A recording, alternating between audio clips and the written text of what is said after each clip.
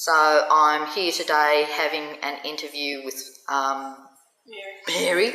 Isn't that terrible? At a mental block. With Mary, and I'll let her introduce herself.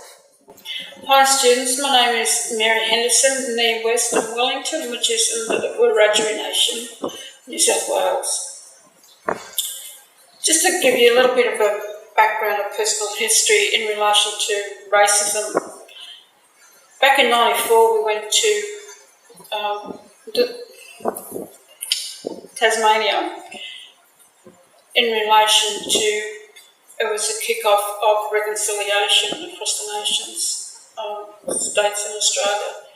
It was set up by the Uniting Church across Australia, so all nations of Australia, do you want to say again? Go on. All states in Australia was being represented over there. Before we came over, the people in Tasmania were so excited, it was front page in the newspapers across that little state, and also recordings on the news, over TV, in relation to this conference that was taking place where the Australian Aborigines were coming to Tasmania. We were over there for a week, and in the middle of the week, being Wednesday, there was a day which was a free day for the people that went across from Australia. And it was supposed to be a day of celebration for this reconciliation, what do you call it? My mind's going blank again. Convention or? Yeah, convention. The Uniting Church was trying to get the people to come together and form, relationships, and also come up with strategies on how they best can support the Aboriginal people of Australia and Tasmania to try and break down some of those, stereotypical racist attitudes within the community, plus mending building those bridges of mending gaps of relationships within our communities and nations, across this nation of Australia. On the Wednesday, leading up to this Wednesday, there were schools across Tasmania where, all the schools got together and they were putting on a performance for the day. They had children, Aboriginal children from these different schools, prepared dances and skits and this sort of stuff to entertain the Australian Aborigines when they went across for this reconciliation conference. It was held in a church ground over there, and I'm not quite sure. I can't remember what type of church it was, but they were able to use the grounds of this church for this celebration day that they were putting on with these little children, from the schools across Tasmania. There were probably 3, maybe 4 busloads of these kids and teachers and family that came along with them. It really blew this reconciliation part out of the water because we had all these little Aboriginal children and also, other children that came along from those schools on the day to celebrate this reconciliation pilot that the Aboriginal people were trying to get support for to start breaking down some of these barriers. And whatever the name of that church was, I don't know, I can't remember, but these Aboriginal children were not allowed to use the toilets on the grounds of that church. So that just blew the reconciliation thing right out of the water, for me as far as that was concerned. And then coming back to Australia, a few years later, going to Queensland, and I'm talking 15 years ago, 16 years ago, so it wasn't that long ago. I'm married to a non-Aboriginal person, and nursing is my background, but also welfare. So at this particular point in time, when we moved to Queensland, we were just touring around for a while, but decided, we needed to have a look at settling down for a bit, and recoup some finances because we were just about out of money. So we settled in a place called Caboolture in Queensland, and I was lucky enough to be employed as nursing because, nursing is a field where they're always looking for staff. And I was successful in an application for nursing in one of the hospitals up there, aged care hospitals. And my husband at the time, he was working, he's in earth moving, so there were times that he was able to knock off early. When we were looking at going around to the real estates to get accommodation, my husband went to one particular real estate up there and they had at least 4 houses that they were ready to lease. We weren't looking on staying around for too long, it was just a bit of a break to recoup some finances and then move on a little bit. But after that conversation that he had with these people at the real estate, they had 4 houses that they were going to let us have a look at. And Graham explained to them that, his wife is at working and she doesn't knock off until 3 o'clock, nursing times. And I said, when she comes in, we'll come back in and we'll go and have a look. So he called me when I was on my way home from work and he said to come down to such and such a place, that he was going to this real estate and they had 4 houses for us to come and have a look at. And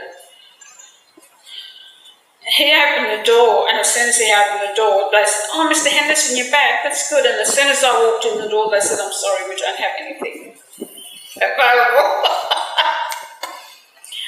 Now, I felt like saying I could blacklist this place, but of course I don't have the type of attitude, just have a heart to try and change attitudes, and taking on the type of mentality is not the way to do that.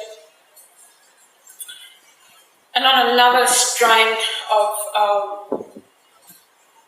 it was a bit of a contention, I guess, with me working in the field of welfare. Dealing with 3rd, 4th, 5th generation of stolen generation families where young ones now don't know how to parent children because they were never parented and they never had positive role models. Some of these children that are now young mums and dads were in the system probably most of their lives, and being in and out of welfare homes, some of them were not lucky enough to have stability in a home where they felt accepted. So they were still in a frame of mind where they didn't belong anywhere. Some were lucky enough to be able to track down family members after they were released from foster care. But some of them weren't lucky enough to track down family members because they were long gone or, they'd passed on. And then dealing with these young children, this stolen generation, cycled children now that are trying to parent but have no idea how to parent because they never had positive role models. In a frame of mind where they're crying out for help but they don't know where to go because everywhere they go doors are closed or nobody understands where these people are coming from. They don't understand that how can a person have a sense of not belonging anywhere and to be accepted in society, let alone in a loving home where they were not born into that home. How can a child growing into teenage years have a sense of belonging when they've been abandoned by the only people that they knew were parents, or even being removed at a young age and not having a sense of identity because they're in another family where they didn't belong? And some were made not to belong. They had a sense because of children that were born into a family and then a foster family, and then you have children placed there. Sometimes they were seen as threats because attention was paid to them, sometimes more than the children that were born into that family. And then you have children that have been torn away from their families, the only families that they know, and put into foster care. And then after a while they're put on medication because they're going through some behaviour problems. I mean, they're traumatised because they're torn away from family, you know. They're torn away from their culture. They're torn away from the only types of food that they're accustomed to, the language that they're accustomed to, rules and regulations of that community or that family that they've been taken away from because mum and dad were in the frame of mind where they were trying to seek help. But nobody gave a stuff about the way that they had to suffer because of their background. You know, they didn't have people who had a sense of understanding of empathy for people that didn't have the opportunity to be born up or raised in an economically viable household or, you know, have the opportunity to be educated with people that were able to take the time out to give them one-on-one when they needed it. Or even with children that may have had hearing problems or, you know, eye problems or even cognitive problems. And those were not identified because sometimes people don't take the time to put aside their own personal expectations on children or even to adults to see that there is a real problem there. You know, sometimes we put too many people in the same bucket or we tar too many people or ethnic groups with the same brush to think that they're all the same. No, we're not all the same. We all have needs and we all have abilities that no one wants to give us the opportunity to show. Some places that I've been to, I've been to quite a few states. There's only 2 states in Australia that I haven't been to, and it's Western Australia and South Australia. I've been to the other states, and racism is still very much rampant in most states. And you didn't realise how much until we went to Tasmania and driving around Hobart on a Sunday, and the only other Aboriginal people that we saw were from Australia, driving around the cities of Hobart over there.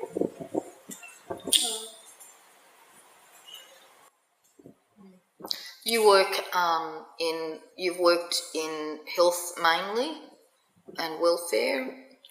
My background is nursing. Yep.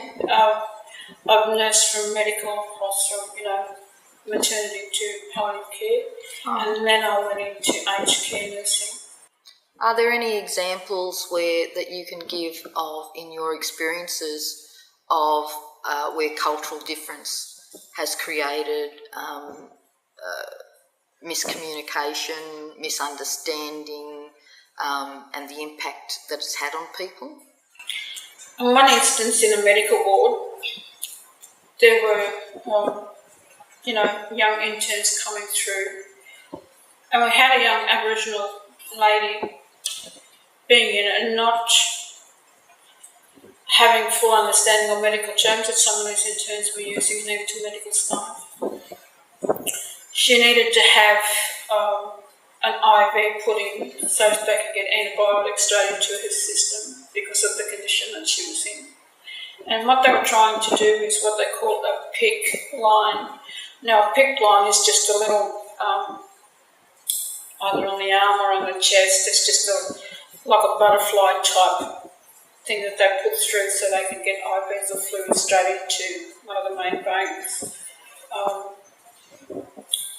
This lady had some type of infection either in a foot or an arm, I think it might have been a foot, living outside of a built-up community, didn't think that it was a problem. And there wasn't too many areas where they could go for bush medicines because a lot of it was taken under cultivation or constructions and this sort of thing. But they were trying to get her to understand that they wanted to put in a PICC line, and without breaking it down into layman's terms for this young lady, she refused point blank not to have this thing put on. She was fearful of what they were trying to do to her until I came in and I asked them what the problem was. at the time I was actually a liaison officer in a hospital. And they explained to me what they wanted to do, and all I had to do was say, I wasn't a pick that you used, to dig with, it wasn't a mallet, it was actually a little, like a butterfly needle type thing that they wanted to put in, like they do when they put an IV, and that's all I had to do was explain to this little lady, and she was fine. 5 minutes with her and break things down into layman's terms, and she was okay with it. She received the needed medication that she needed. Within 24 hours, she was okay. So they're creating a problem that didn't need to exist. Exactly. So, when you're speaking to people from a different background, you need to be able to take note of their body language, especially their eye movements, facial expressions. Sometimes people will agree and roll their eyes, but they don't understand what you're talking about. Sometimes you might talk to people and say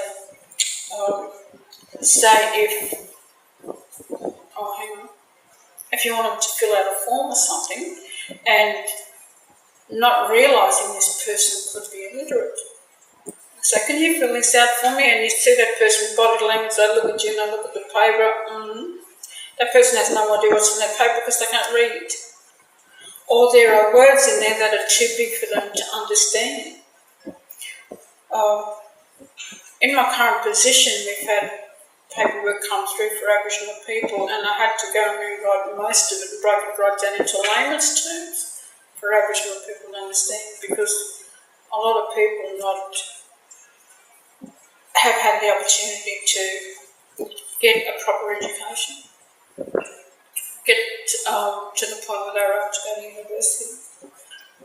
So sometimes some of the literature we use, and even some of the jargon we use, we really need to break it down into layman's terms for a lot of Aboriginal people, but also other ethnic groups to understand.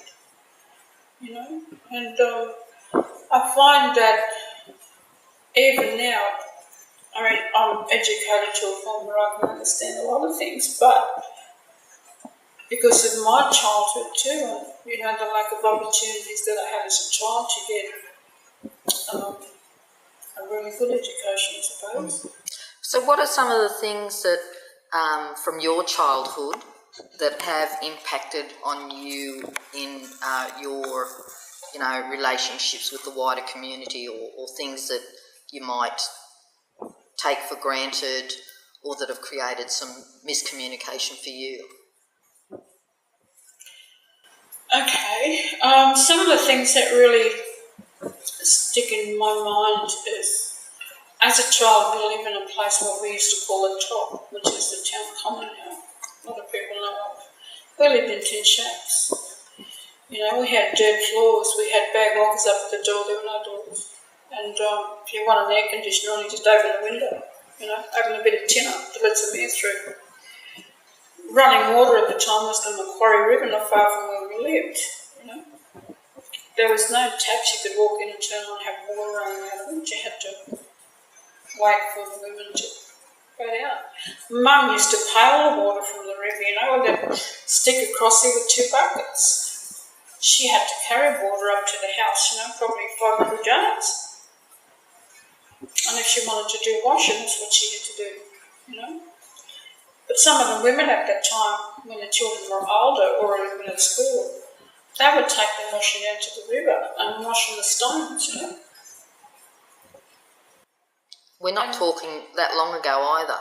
When you're talking about that, that's not. No, well, that's within the last 60 years. That's not 100 years ago, 150. That's within the last 60 years. That's my age group, Not 60, but I'm close to it. But anyway, and we had our 44-gallon drum outside, which was when it rained, we had rainwater that would run into the 44-gallon drums. But when they were getting low and there was no rain, the men had to cart water from the river to put in. It wasn't filtered or anything like we have today. We had no electricity. It was the old kerosene lanterns, or the methane lanterns that you used to pump. But even still, we had dirt floors and no running water. But Tell you what, not too many of us kids were sick. You know, they looked after us back then. You know, bush tucker and stuff kept us going, and even to bush medicines, you know. You go out and get a bit of yavanda tree or, you know, to burn up, or even to some people, what people call weeds, you know. Now there's some around you see little blue weeds and they're growing up between the bricks, you know. I mean, that's bush medicine stuff, you know. Instead of putting Roundup on and getting boiled up, you know, wash your feet in it, get rid of tinea, you know. And even too, there was a time when I started school, you know, we used to walk from the top down to Nanaman, which is probably maybe a couple of k's. We used to walk. And I remember there were times, you know, as a child, going to school, where parents will never consent and never asked, you know, for their consent for the kids to have this white stuff put on their heads. So all these little black kids there with this white stuff on their heads for the day were stunned, you know. Realised years later that they were doing it because they thought we all had lice. You know, not to the point where they bothered to check or even ask the parents of these children. It's just something they did because they thought they had the right to control us, you know, like they did. But in that house, that shack that we had up the top, that tin shack, that was the only place that I knew that was home. But then the Aboriginal Protection Board, the bureaucrats in the day, moved us off the, you know, another form of control, and they moved us down onto a place where they call Nanaman, which is now still home, in Hart. And I always had this picture in my mind where I saw this guy, this man on a bulldozer, bulldozing down this shack that I called home, and the trauma that had on me, you know. And I thought it was just a figment of my imagination until about a month ago, one of my colleagues in another town sent me via email a couple of photos of historical stuff that took place in Wellington, and one of them was of one of those old bulldozing down one of those shacks up on the top, one of the houses that I called home. Had a bit of an impact on me because I thought it was just a figment of my imagination, but it was actually reality. And to now, when I have a look at some of the systems that we deal with, you know, we're looking at education, we're looking at welfare, we're looking at even to law enforcement. You know, some of those don't understand the impact that history has had on our people. I tried my best to get the wider community to understand the impact that it's had on me as a child and as an Aboriginal woman, and how now it is so important for people that are going through any form of education, for cultural awareness to be part of that training, to give them an understanding of the impact that history has had on our people, and how we have tried to get the wider community to understand that, you know, we do have a history, we do have pain, we do have regrets, we do have concerns about our future and our children's future and our grandchildren's future, and what impact society is going to have on them if racism is not dealt with. I was just wondering if, because this is going to be made available to students who might come out and work with Aboriginal people or in our communities, Yeah. what kind of message would you say to them? What would you like to say to them when they get out here? What sort of things should they do? Okay. So for any students that are coming out to work in communities where there is a population of Aboriginal people, regardless of what size that population is,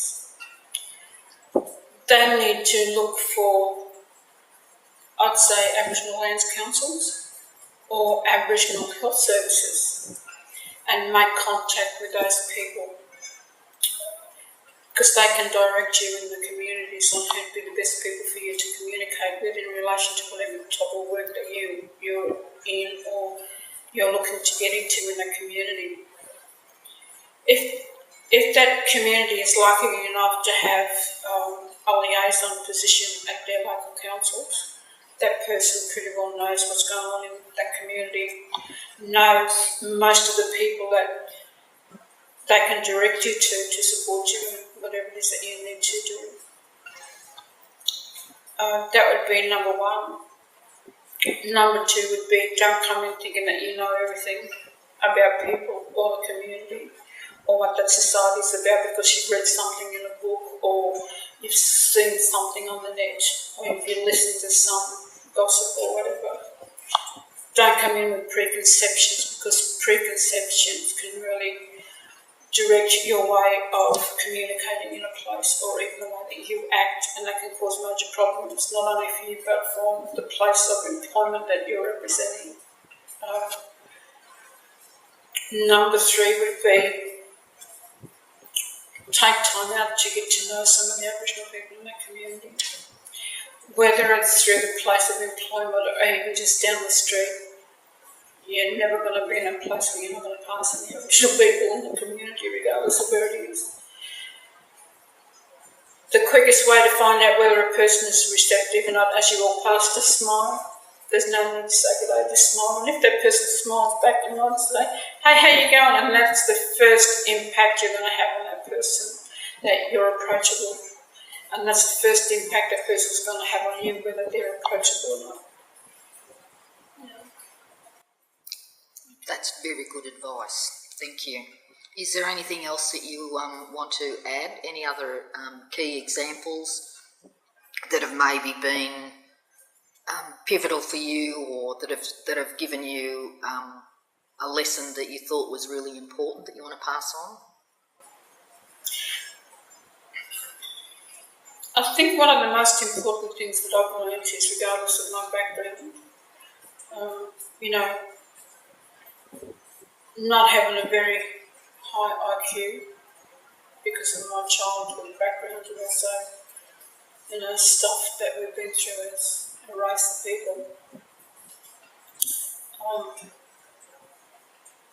Never give up. There's a stereotypical attitude that still exists today that, Aboriginal people are all lazy people and, they're dirty and unclean or, they're dumb people and all that sort of stuff. I might not be the sharpest knife in the drawer, but I know enough to get me through, and I know enough to approach situations in a manner where I don't cause conflict, where I don't walk into a place and think that I know it all, because I don't know it all. Nobody does, regardless of how many years you spend in school or university or any other form of institution, educational institution. You never know it all. We are not the be-all and end-all.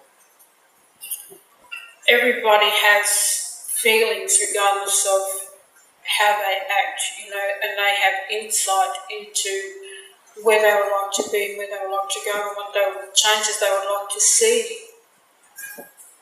But if we don't work together as a human race, how are we going to ever accomplish total peace in our communities, or total acceptance or reconciliation as a nation? Colour is only skin deep. If we cut ourselves, we all bleed the same colour. There's no red, we're all, blood is red, it's not blue, it's not black, it's red. We might have different coloured hair, but we can dye it, just fill it with some other colour, but we can't change our colour. Skin, Regardless of what colour our skin is, we still have a heart to make change, But my heart as an Aboriginal woman is to help make positive changes for my future generations,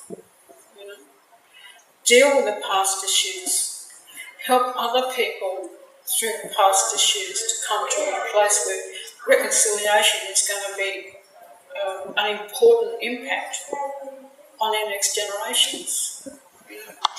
Help the wider community to see that we're not all in stereotypical attitudes, say that we are. No, we do have clean homes. We do provide decent meals for our children at home, those that are at home. We do want to get an education so we could, educate others. We are able to get into employment where we can buy our own cars and our own homes, so we're not all dog lodgers, as society, as a whole thing sometimes. We've had opportunities where, we've wanted to go to places where other nationalities have wanted to go, which is to stay in Australia, which is our home, And whatever it is that I can do to make this a better place for our community, this society, my home, I'll do that. And if anyone wants to come on board to help to do that, I'm here in Wellington.